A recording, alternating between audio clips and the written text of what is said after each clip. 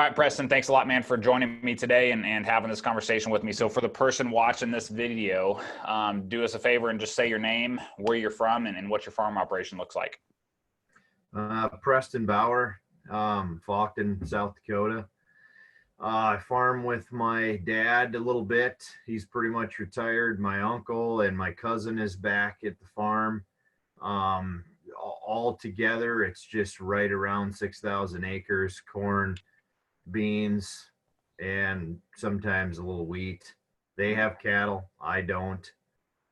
That's, we all get along pretty good, pretty decent partnership. There's always some struggles here and there, but that's natural.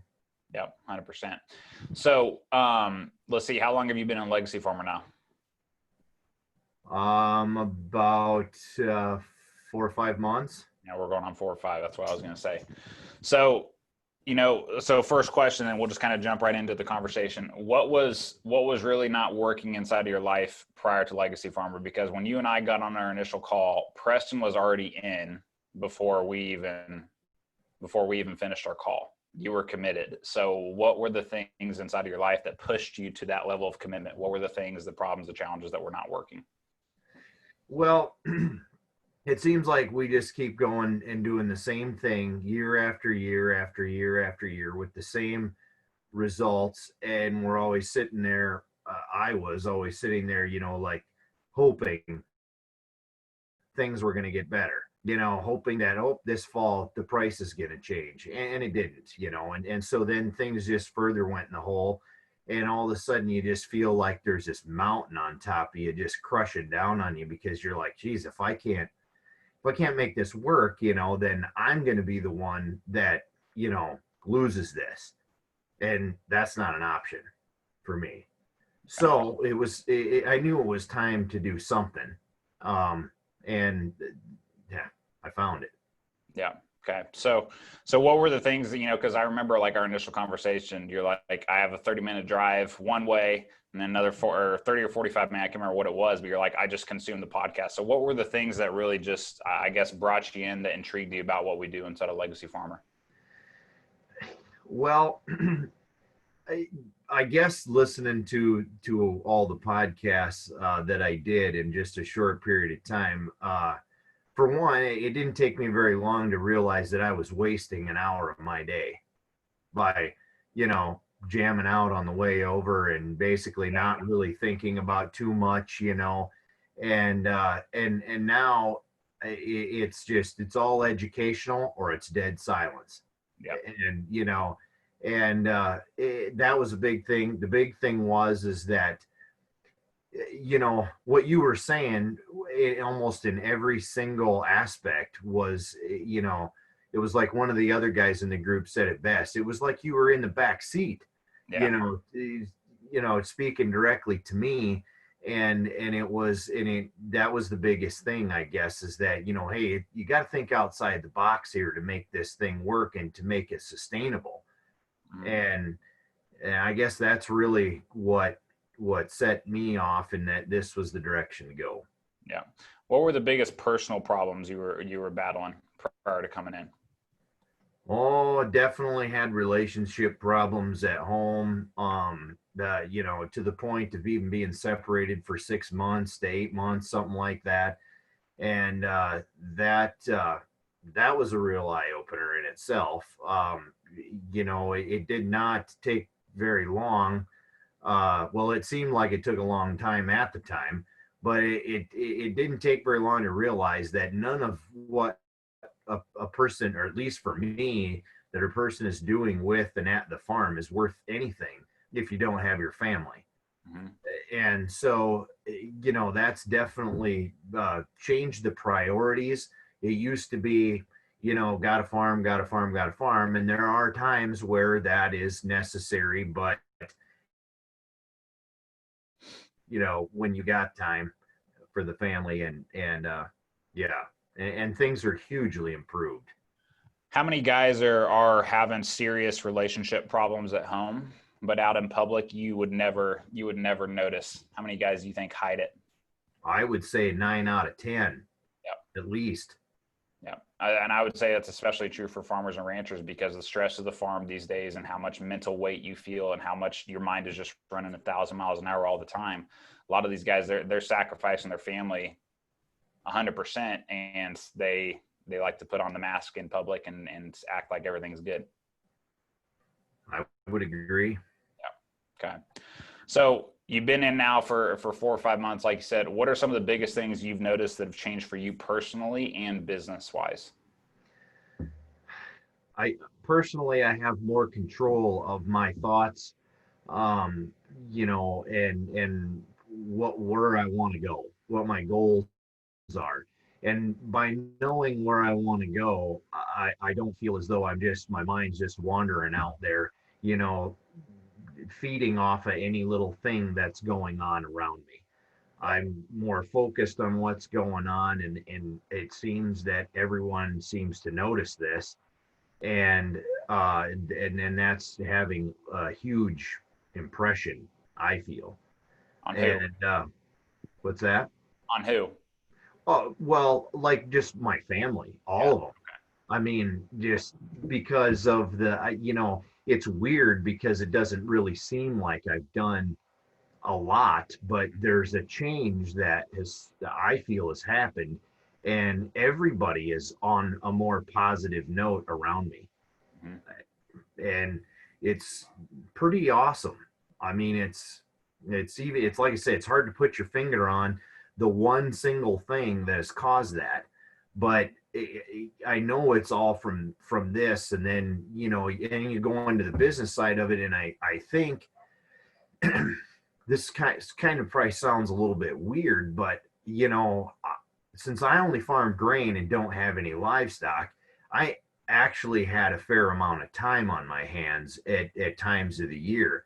And I really think that without something else to focus energy on, I was bored. And now that I have this the seed business to focus on and to grow it, it's such a challenge, and I enjoy that challenge. And I mean, it just keeps the fire lit day in and day out. Do you feel like you have a lot more clarity on where you're going with the business and really just where you want to go instead of spinning your wheels year after year, just hoping and praying for higher prices? Right. I actually have something now that I can do something about. Mhm. I can make a change here and have an effect over here versus, you try all these things on the farm and they're neat, they're great knowledge, but in the end, is a couple dollars an acre pay the loan off? Yeah. Nope. you Yeah. know I get it 100%. Okay. So out of everything that we do inside of Legacy Farmer, well, actually, let me ask you this first. Okay. So prior to coming in, I know that Preston felt like he was on an island. I know that he felt alone. I know he felt like, hey, nobody understands me. Nobody gets what I'm going through, things like that. How many other guys do you feel are in that exact same position right now? all of them. Yeah. All of them. And the weekly coaching calls prove that. I mean, Yeah. it's just the one we had the other day was probably one of the best ones I've been on. Just they're all good, but that one was definitely one of the most powerful ones that stuck out in my mind, just because it's like, wow. I mean, you would have never looked at those guys and thought that they were having the issues that they were having, and that it's weighs so heavily on them. And to know that, I've been there, I'm there, you know, Yeah. not alone. Just the feeling of, hey, you know what, for the first time I actually don't feel alone and there's somebody I can talk to about the real shit inside of my life rather than my parents, my wife, my neighbors, my friends in town, you know. Right. Okay. So out of everything that we do, okay, out of all the tools, the trainings, the resources, the coaching calls, stack, core four, all those types of things, what is Preston's absolute like one favorite thing about Legacy Farmer?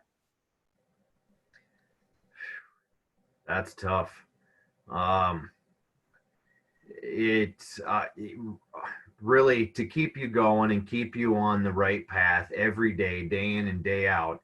It is definitely the core four, Okay. the stack, the whole process there is, and the coaching calls are a very close second. Yeah. Okay. So every guy up to this point, everyone has said coaching calls. Right. Why do you think guys enjoy the weekly coaching calls so much? I think it's like, I mean, this sounds kind of new age, but it's their safe place. I mean, we all can, talk about the real stuff that's happening, and we're all in the same boat in one way or another. And you otherwise normally you would have never said that stuff at the coffee shop or anything like that. Yeah. You would never given yourself permission to. Do you know of any other people that are doing what we're doing for the ag industry? I don't. Yeah. Okay. And I mean, you'll attest to this. Some of the conversations, like this week's coaching call, like we talked about some really dark stuff, man. Some really deep challenges that guys would never share. Yeah, Right. and you feel for them. And if there was in right away, you almost formed a brotherhood in that you would do whatever you could do to help them if there was something you could do. And this is You what's don't even crazy. It's just absolutely crazy, because now when you know who another guy truly is, like what his true problems and challenges are, you have a better bondage with the guys inside of that group than what you do with most of the people in your town that you've known for years, because you truly know these guys. Absolutely. It's weird, isn't it? It But is. it's also so great and so powerful too. So, okay. So last question, and it's around trust. So it's no secret that establishing trust inside of this industry is pretty damn hard to do with farmers and ranchers, and especially what we're doing, since we're the first ones ever coming in and doing this for this industry. So let's imagine somebody is sitting on the fence. Like they've listened to podcasts, they've watched the boardroom videos, they see what's going on inside, they've watched the testimonials, but still there's just that one thing. They're like, is this really legit? Like, what is the one thing you would say to that person? It absolutely is legit. I've I I generally don't jump into anything with both feet. I've been pretty well known to test it a little bit and then 50-50, go in or back out. And honestly, in all of the stuff that we're trying to be sold and pushed uh, as a farmer, this was the one thing that felt 100% like the way to go, the thing to do. Most confident decision I think, I had made up to that point Yeah. for a long time. Well, and a lot of stuff, there's plenty of salesmen and crap inside of the ag industry, people driving you down your driveway and stuff like this. Like, would you say that what we're doing is like one of the only, how do I describe it? Real and raw things inside of this world? Oh yeah, definitely. I mean, there's just no BS around anything that we're doing. I mean, we're not sitting around wasting a whole day. We're getting to the point and talking about what matters and coming up with a plan on how to handle it and going about our business. Yeah, I'm going forward. Okay. Awesome, man. Well, thanks again for taking the time to do this with me today, man. You bet.